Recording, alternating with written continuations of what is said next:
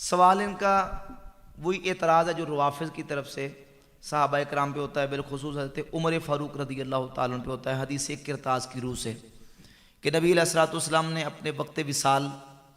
علالت کے ایام میں صحابہ کرام رضی اللہ تعالیٰ عنہ کو فرمایا ایتونی بقرطاسن، مجھے ایک کرتاس دو، یعنی لکھنے کے لیے، جس کو ہم کاغذ کہتے ہیں، اس دور میں جو بھی چیز استعمال ہوتی تھی لکھنے کے لیے، مجھے کرتاس دو۔ تو اس موقع پر حضرت عمر فاروق رضی اللہ تعالیٰ عنہ نے عرض کی حضور ہمیں اللہ کی کتاب کافی ہے، اللہ کی کتاب کافی ہے۔ ان کی طرف سے اعتراض یہ ہے کہ دیکھیں نبی علیہ الصلوۃ والسلام نے یہاں صحابہ کرام سے مطالبہ فرمایا کہ مجھے کرتاس دو، دراصل نبی علیہ الصلوۃ والسلام حضرت علی کی خلافت لے کے دینا چاہتے تھے،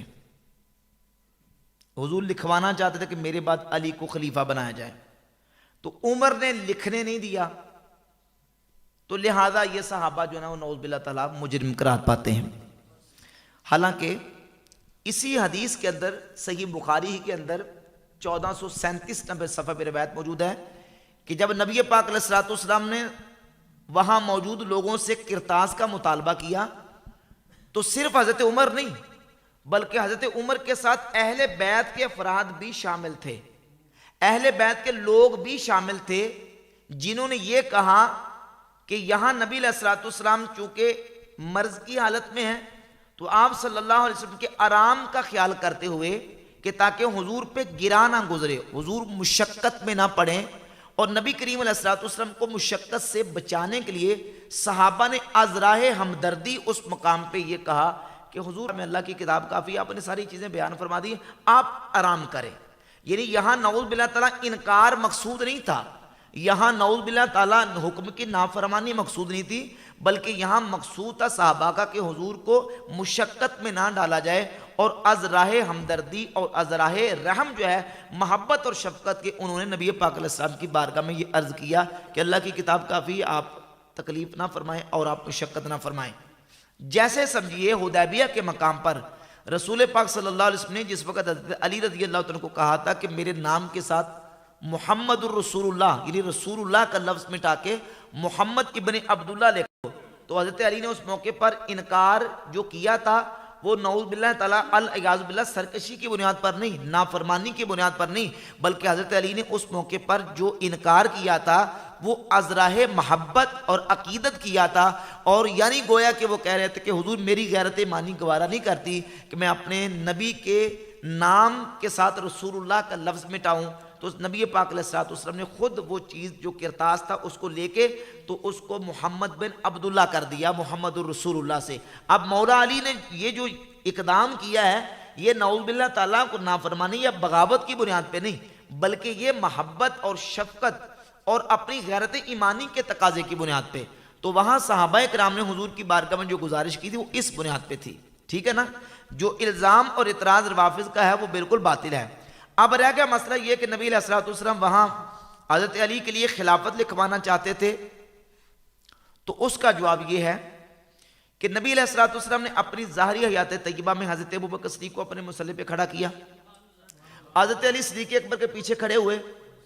تقریباً 17 نمازیں صدیق اکبر نے حضور کی اس علالت کے ایام میں پڑھائیں، کسی ایک صحابی نے انکار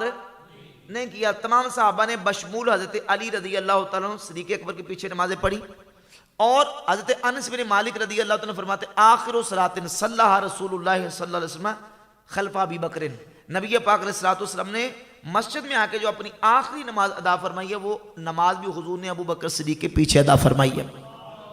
صحیح مسلم کے اندر حدیث ہے، نبی کریم علیہ الصلوۃ والسلام نے سیدہ عائشہ سے فرمایا ادعی لی اباکی و اخاکی حتی اکتب کتابا، اے عائشہ اپنے باپ کو اور اپنے بھائی کو بلا لو، حتی اکتب کتابا، حتیٰ کہ میں ایک تحریر لکھ دوں، نوشتہ تیار کر دوں۔ حضور نے سیدہ عائشہ صدیقہ رضی اللہ تعالی عنہا کو فرمایا، اور پھر نبی کریم علیہ الصلوۃ والسلام نے فرمایا رہنے دے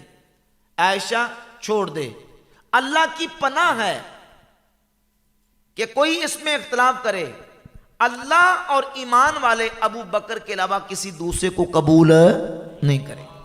ابو بکر کے علاوہ کسی دوسرے کو قبول نہیں کریں گے۔ اگر نبی پاک علیہ الصلوۃ والسلام نے اگر وہاں لکھنا ہی تھا تو سرکار تو صحیح مسلم کی حدیث ہے سیدہ عائشہ کی واضح کہ حضور سیدہ عائشہ سے فرما رہے ہیں کہ ادعی لی اباکی و اخاکی، اپنے باپ اور اپنے بھائی کو بلا لے حتی اکتب کتاباً، تاکہ میں لکھ دوں۔ اگر لکھوانا ہی تھا تو نبی پاک علیہ الصلوۃ والسلام وہاں صدیق اکبر رضی اللہ عنہ کی امامت و خلافت لکھواتے، لیکن نبی علیہ الصلوۃ والسلام نے وہاں نہیں لکھوائی۔ اور پھر دوسری بات یہ ہے کہ روافض کا جو عقیدہ اور نظریہ ہے وہ تو پیچھے سے چلتے ہیں نا، وہ کہتے ہیں وہ تو قرآن کی آیت آئی تھی، یا ایھا الرسول بلغ ما انزل الیک من ربک، کہ قرآن کی آیت میں اللہ نے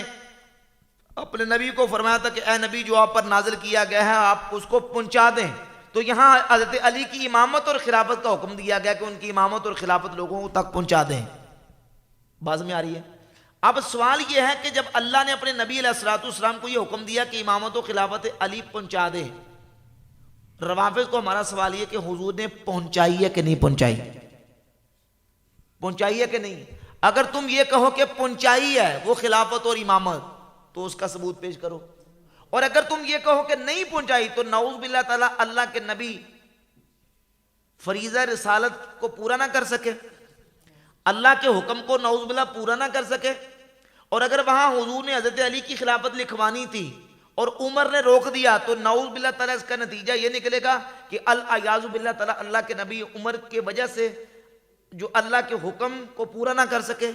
یا نعوذ باللہ تعالیٰ عمر سے ڈر کے نعوذ باللہ تعالیٰ حضرت علی کی خلافت اور امامت کا اعلان نہ کیا۔ یہ بالکل استدلال ان کا باطل ہے۔ جو اصل حقیقت ہے وہ میں نے آپ کے سامنے رکھ دی کہ صحابہ کرام یہ چاہتے تھے کہ حضور کو مشقت میں نہ ڈالا جائے، از راہ محبت اور از راہ ہمدردی اور الفت انہوں نے نبی پاک علیہ الصلوۃ والسلام کی بارگاہ اقدس میں یہ عرض کیا۔